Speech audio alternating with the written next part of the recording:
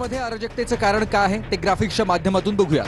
बांगलादेशच्या पंतप्रधान शेख हसीना यांचा सरकारी नोकऱ्यांमध्ये स्वातंत्र्य सैनिकांच्या कुटुंबाला आरक्षण देण्याचा निर्णय होता।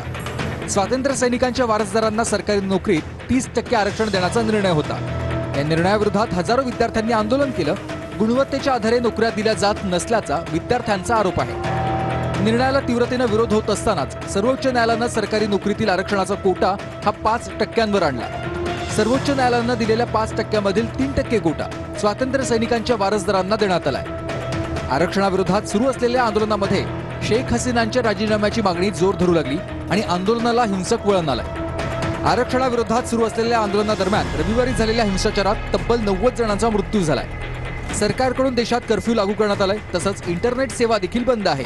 मात्र देशव्यापी कर्फ्यूचं उल्लंघन करत आंदोलकांनी आज ढाकाकडे लॉंग मार्च काढला। आंदोलनातील हिंसाचारामुळे आतापर्यंत अनेक पोलीस आणि सरकारी अधिकाऱ्यांसह एकूण 300 जणांचा मृत्यू झाला आहे।